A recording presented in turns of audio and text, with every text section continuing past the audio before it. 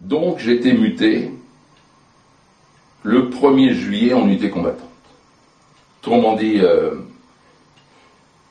l'école d'officier n'avait pas besoin de moi, je n'étais pas en bonne santé, le centre d'instruction n'a pas besoin de moi comme moniteur, parce qu'effectivement comme moniteur il fallait quand même des hommes robustes, et ils sont débarrassés de moi en me mettant dans une unité combattante. Donc ils savaient qu'en unité combattante, si je n'allais pas faire l'affaire, on pouvait me rapatrier, il y avait des possibilités. Et je suis muté au 273e régiment en Grande Kabylie. Grande Kabylie, unité combattante, un secteur des plus meurtriers et d'une unité les plus combattantes de l'Algérie.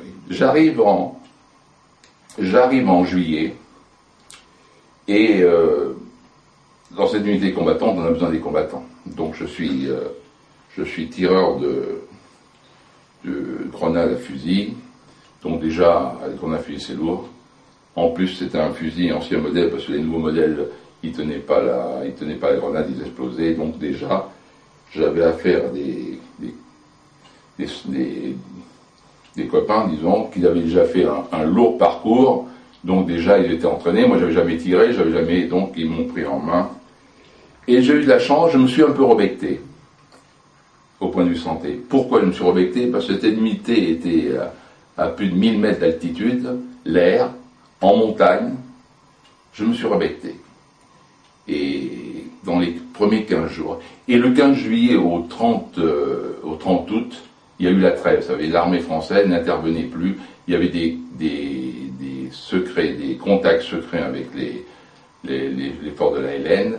Et l'armée française avait décidé de ne plus intervenir pour permettre à des agents et des personnes de contacter l'armée française pour des accords bilatéraux. Donc, à cette époque-là, pendant 2 mois, aucune opération.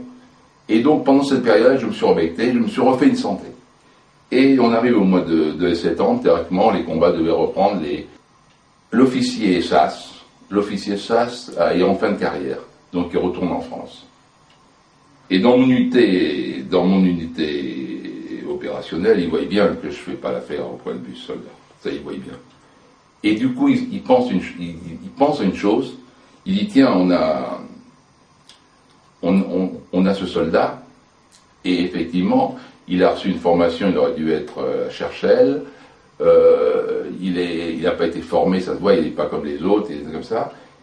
On a besoin de quelqu'un pour remplacer l'officier SAS, et comme les combattants là, qui avaient fait l'Indochine et tout, ils pensaient qu'au combat, donc une personne qui n'était pas apte vraiment au combat, ils préféraient avoir des personnes... et puis en plus, ils étaient obligés d'avoir cette responsabilité de SAS qui les était pas favorable, puisque c'était des soldats qui étaient en unité combattante pour les mettre au service de la population. Donc ils n'étaient pas tellement chauds. Ils voient une opportunité, et je suis nommé en mois de juillet le responsable SAS du quartier de Front National. J'ai 15 000 personnes sous ma responsabilité, j'ai 2 instituteurs, j'ai un infirmier, j'ai un garde du corps, je suis SAS. Donc je participe dans les grandes opérations auprès d'officiers commandants, mais là je suis un peu en touriste, parce qu'il y a les radios, je suis là pour le contact avec les populations, avec les villages et tout, je suis le SAS du secteur, donc je suis obligé de participer aux opérations, mais je suis avec les postes radio et tout, à ce moment-là, j'ai l'appareil photo dans ma veste, j'ai mon pistolet, une toute petite arme, un PA, c'est un pistolet à ma ceinture. J'ai pas de sacoche, j'ai pas de truc, je suis pratiquement ailé. Et du coup, je participe aux grandes opérations, mais je suis dans ma section SAS. Là, j'administre toute la population civile. Pendant 50 ans, ils n'ont jamais vu un Européen. Il n'y a pas d'état civil. Il n'y a pas de médecin. Il n'y a rien. Il n'y a pas d'école. On ouvre les écoles. On apprend à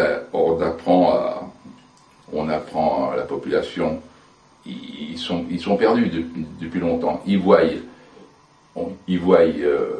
l'armée, et nous on leur apporte un petit peu, parce qu'on applique le plan de Constantine.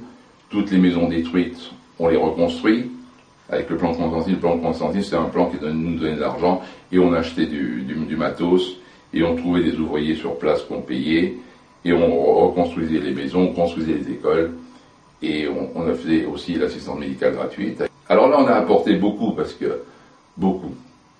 Déjà, en ouvrant les écoles, j'avais 300 élèves. Les 300 élèves, j'avais 2 instituteurs. On faisait pas, ici, ça n'existait pas, on a ouvert l'école pour les filles et les garçons. Déjà, ça n'existait pas en métropole. Et comme on avait beaucoup d'élèves et qu'on n'avait que 2 classes, on pouvait. Alors du coup, ils venaient 2 jours, et ils venaient une après-midi, on coupait en 4, je ne m'en rappelle plus, en 4 ou 5 groupes, et on faisait avec une seule classe, on faisait 300 dans la semaine, on entrait dans notre école 300 élèves. On leur a appris à écrire, à lire, à écrire, d'octobre, sachant qu'ils venaient qu'une fois sur 5 par rapport à une fois sur 5, en avril, en fin de l'année, des fois on n'était pas là, donc il n'y avait pas une continuité dans l'école. Il faut voir que c'était spontané, et puis des fois on disait bon, et donc on avait les garçons et les filles, et ils venaient souvent de loin, parce que ils venaient de loin, ils avaient pour tout repas une figue, 2 figues.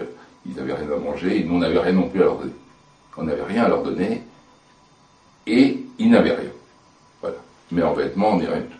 À part de l'Ade de Tassigny, de la fondation de l'Ade de Tassigny, et donc de l'Ade de Tassigny nous a donné des vêtements pour les chausser. On a des chaussées, ils sont chaussés avec des chaussures on a, et des vêtements, vous savez, des vêtements européens. Donc, et on leur a appris à lire, à écrire.